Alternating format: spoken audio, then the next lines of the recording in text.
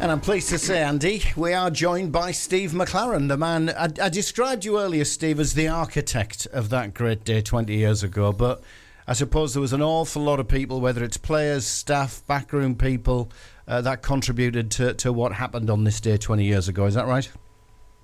Oh, without a doubt. From the first day I joined Boro, it was the most important thing I did was bring my own staff in. And Steve allowed me to bring 4 or 5 in, Bill Beswick, Paul Barron, Steve Harrison, and Steve Round, and they were integral in what we achieved in the 5 years. We were very close. There were difficult times at the beginning, Andy, you'll remember that. Yeah. And we had a lot to sort out, a lot of good young players, a lot of older players who we had to let go.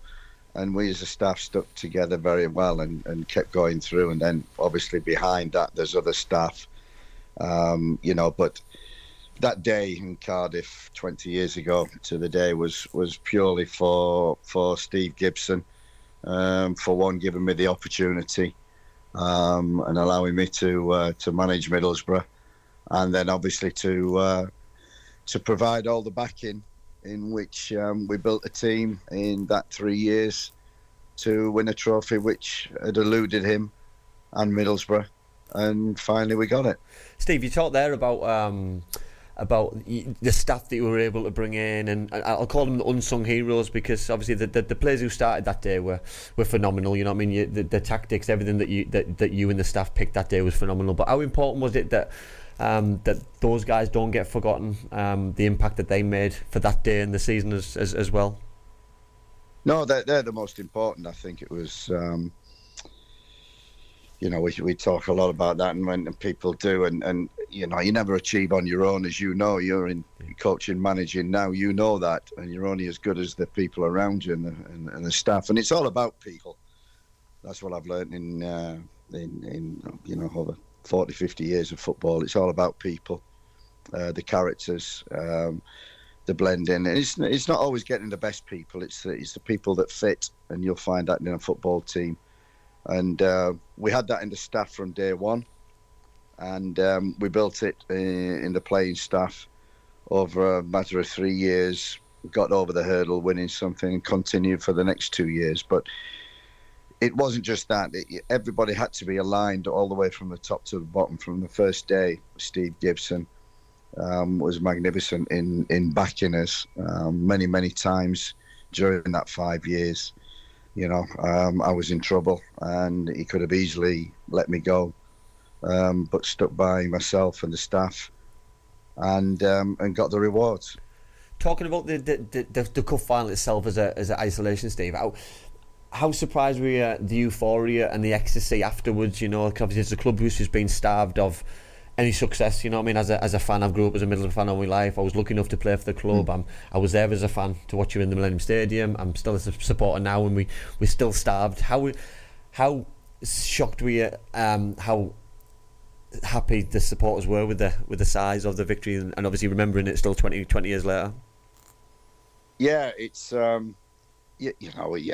obviously it's one of the first things when I met Steve was many things, but he laid down his vision. He wanted to stay in the Premier League, he wanted to win a trophy, he wanted to get into Europe, but the most important thing, he wanted to build the academy, and he wanted to build the academy and give young kids a chance because of the community. And I always remember, and the first thing he said was, I want my players to go into the schools and youth clubs, and I want them to go into the community. And as you know, as a players, they don't really like that. No. Don't go in the afternoon, they want to go somewhere else and rest. But that was one criteria that he insisted on, that we get out into the community. And that was, for me, how I grew closer to the club. And I suppose the players, you're from Middlesbrough, so you get that anyway. But we had a lot of foreign players coming in, and to get that bond, that gelling together of what Middlesbrough Football Club is all about, you have to get out in the community, and he forced that, and therefore that's why I think that bond. And then everything was it just happened in one day in Cardiff. And I always remember, getting to the cup final was great, but going through Cardiff on the way to the game, the supporters getting into the stadium, magnificent stadium, the support that we got, and it was, I always remember after it was great winning. We got over the hurdle, and we just wanted to make sure that Steve got doused with champagne from the players, and he did. He came onto the pitch, and he did. And second was to see the faces of the supporters. It was. I still remember it as if it was yesterday. Some of the supporters going around, tears in their eyes, crying. And then the next, I think, day or a couple of days or a week later, we had the bus ride around the town. Didn't think we'd fill the town, but everybody came out. Everybody, it was fantastic. And those are the things, Steve, aren't they, that live in your memory, And we spoke there about. I think sometimes as a player, especially as a coach, as a manager, that you have these big moments in your careers, and you probably don't celebrate them as much because you focus on the next, or you know what I mean. It's only when you're probably 20 years down the line you think, I wish I'd have enjoyed that a little bit more. I wish I'd have probably took that in a little bit more. And when the adrenaline all calms down and you take a little bit of a step back, that you probably wish you'd have enjoyed those little moments because they don't come around as often as probably you'd like to, or they probably should come around because football's a ruthless business. Absolutely. I always remember, I was fortunate enough to work at Manchester United before I went to the Boro and winning trophies. And I always remember the experience of the staff there. They said, Steve, take everything in, enjoy it, because the days did flash by. When you get into a cup final or you win a league, it just flashes by. And I just made sure. From then on, I did it at Manchester United. I've done it ever since. I've really made sure, and I've really emphasised to the staff especially, really slow down, don't rush, celebrate, but don't over-celebrate because you forget it. And the one thing is to remember the faces in the dressing room, the faces in the stand, just little moments that will stick with you, well, for a lifetime. And that was one of them days that I always remember. I made sure that we did. I just sat in a corner, looked at the players, singing, dancing, champagne everywhere, and that's, you will know it as a leader of a group of people, especially a football team. That's the pleasure that you get, is seeing the players winning, smiling, enjoying everything, and achieving something which community, Steve Gibson, the supporters, the players, the staff, all deserved. You speak there, Steve, about the community, about the area, about the football club. I'm sure it was Fulham. We played Fulham away, didn't we? And I'm sure that every single player in that starting level, if not the subs as well, was all a homegrown player who played for the academy. Is that right? Yeah, it was a great game. I mean, it's the first and only time it's happened where there were 11 players on the field at that time that were all homegrown academy players in the Premier League. And listen, so how important then was that to do that decision to do it? And because listen, it inspires, doesn't it? You know what I mean? All the young players. Middlesbrough have had a great heritage in terms of bringing players through. Even to this day, we've still got the Dale Fries of this world, Josh Coburn, the Hayden Hackneys. We've got younger players coming through. It's still happening now. You know what I mean? Probably not at the levels that they did when I played, and obviously when you brought all those boys through. But it just inspires and gives people the dream to hang on to. I think I always remember. I never forget the first day of training. We had, I think, about 30 pros. Way too many senior pros. And I said to Dave Barnaby, get the academy boys in with us as well. And we had 15 of them, so we had 45 players. Split them into 3 groups. Harry take one, Roundy take the other, and I'll take the other. So 15 each. And we moved around, worked with them for about half an hour each, worked them around to get used to working with all the players. And I remember coming in at the end of that training session, we all sat down and we're looking a bit worried. And I said, don't you worry. I said, it's going to be tough to start. It's going to be really tough. But the future is bright. Because there were, honestly, a training session, it was a possession session, you'll know it. And they were so much better than the senior pros, keeping the ball and playing football. And the endeavour, the attitude, the aggression. I just said, the future is bright, because quite a few of these kids are going to come through. We've just got to get through this at the present moment. And it was 5 years later, we moved on. And it wasn't a gimmick. They all deserved to play. Yes, we did have injuries. We're coming to the end of the season. Yes, we did have cup semi-finals. Yes, we did have a European Cup final. But it was a necessity to do and to put them out in 11 hours. I remember going down to Fulham and doing it. I think we only lost 1-0. I think we lost in the last 10 minutes. Yeah. The kids did unbelievably well, because Fulham were a damn good side. And I just thought, we've more or less, apart from winning that European trophy, which would have been fantastic, we've more or less achieved everything which, from the day one, sat with Steve and saying, this is what we want to do: stay in the Premier League, win a trophy, get into Europe, get the kids through, and get into that community and bring the football club closer. And I think we achieved all of that. It's massive though, Dave, isn't it? We talk about insights of... Steve, we've been talking currently about plans for next season, plans for this season. Obviously, you don't want to just write the season off as what's going on, but listening to what the plans were when you took over, it'd be interesting to see what the remit is. Obviously, currently, that we've obviously got an academy still. We've got a good academy. Yeah. We've got experienced players, probably not as experienced as probably Steve had when he came, and we haven't got as big squad. So there's not as many decisions to make, but it'd be so interesting to understand from a fan's point of view of what the remit really is. Yeah. I mean, I think that's so important to get that, and so important to share that. And I think that was that was why I joined Middlesbrough, and because of Steve's talk that we had, and he just laid out the vision, and you bought into the vision straight away. And I think we tried to spread that amongst the community, so everybody knew that. So everybody knew the realities of what was expected. And yes, there was added pressure, and especially when results didn't go well. And we got a couple of good ones. And I remember that FA Cup tie where you scored that great goal. I remember that so well against Manchester United. Yeah. So we had good days, and we had some really bad days as well. And you've just got a vision like that just to cling on to hang on to. It's so much better, and I'm positive. Steve stayed with the club. He's invested in the club.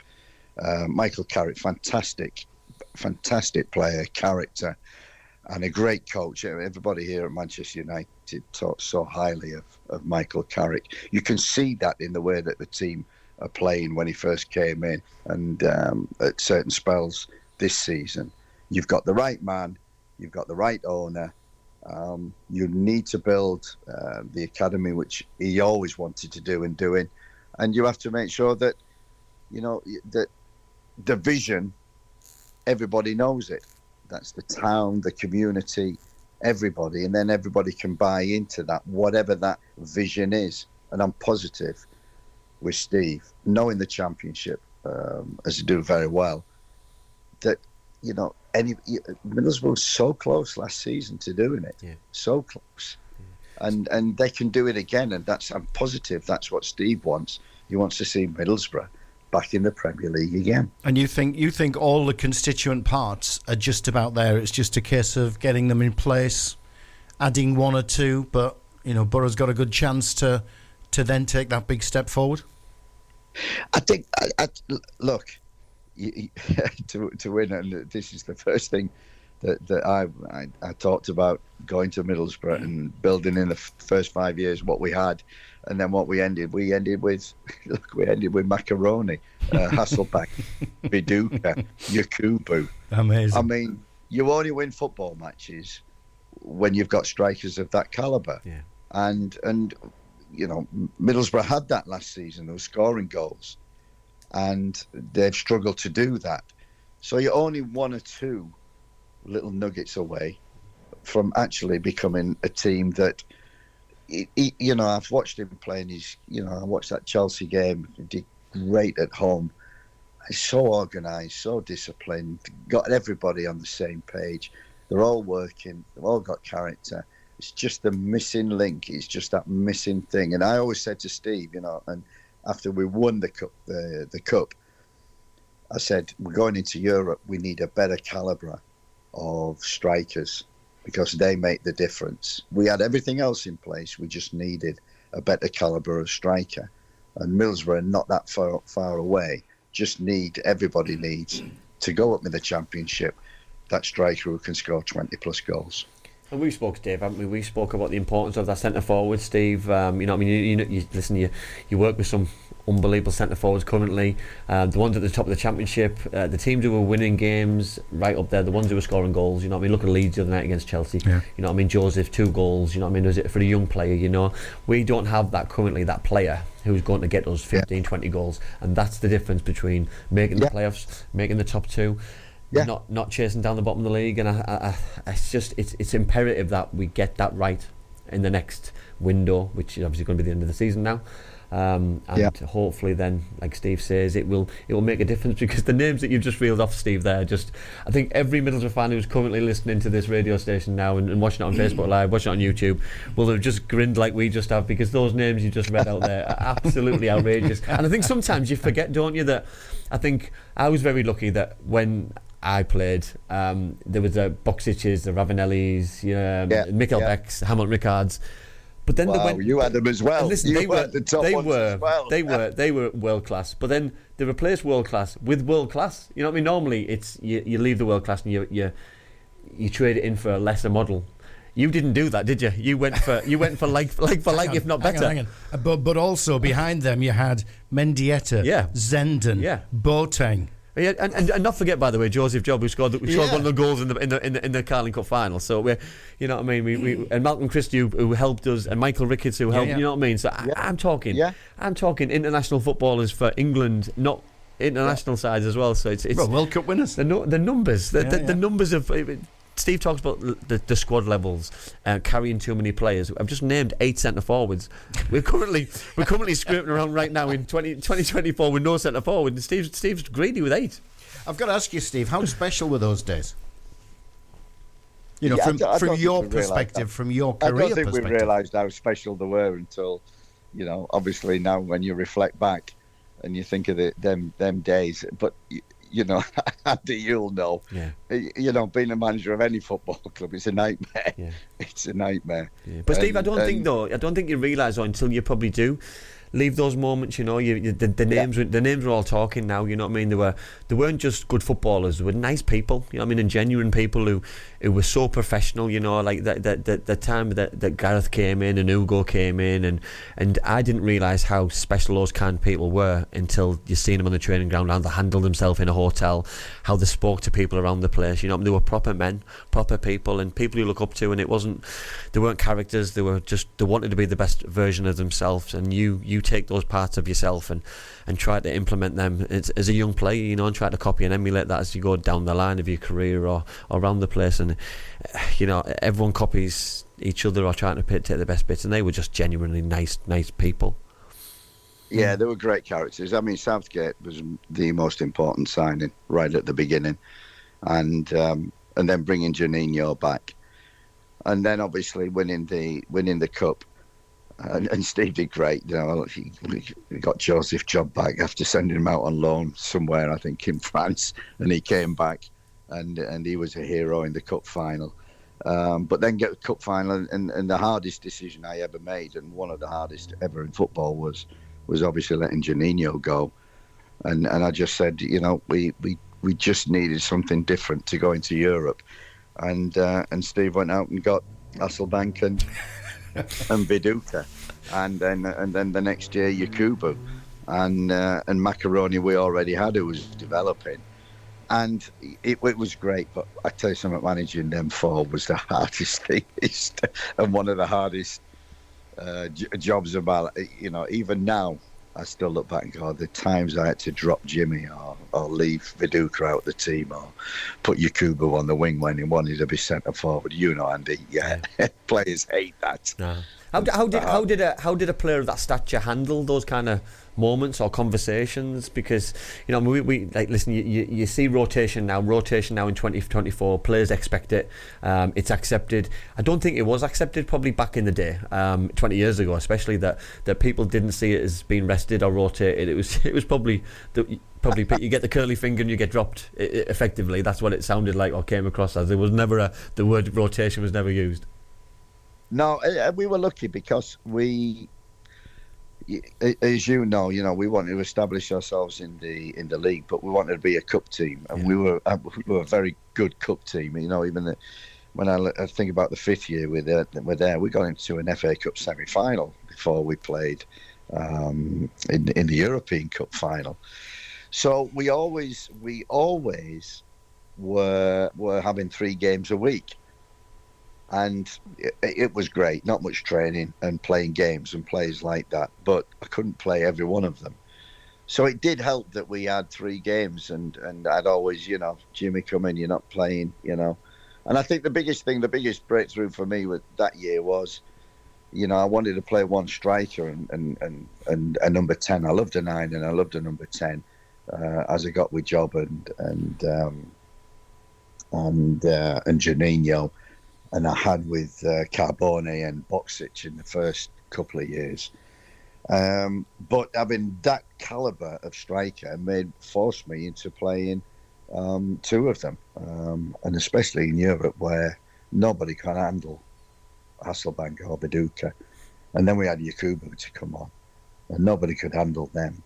So the quality that we had, and there weren't rotations, but it was tough leaving them out. But I'll tell you something, when they played angry, which they did, they were very, very good. They were very good on the pitch and they took it out on you behind in the background. It was murder, and it was murder. Murder. We did ask the fans if they had a couple of comments. Funnily enough, Leslie Coates came in first and said, "Hey Steve, you're still living in Yarm. I think you've moved away now, haven't you?" Just yeah. I mean, we loved Yarm, honestly, that much. I think it was over 20 years we lived there. We had 3 boys, loved Yarm School, loved the area, safe community. I felt safe there, and the family just did not want to move out of Yarm, and it was only when the kids have left, and we just wanted to try something different. And yeah, we'd not moved far away. We're only 45 minutes away down in Boston Spa near Wetherby. So we still go back. One of our sons is still there, and we've still got friends. So Yarm will always be a great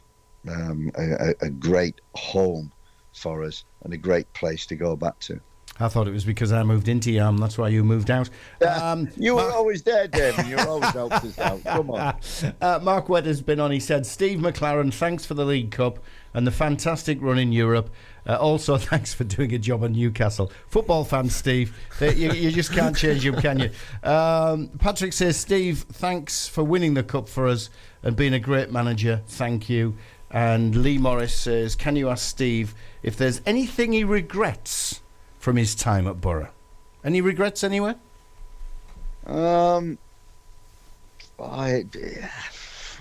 Lots every week. Regret. Lots. Should have played him. Should have done this. Should have done that.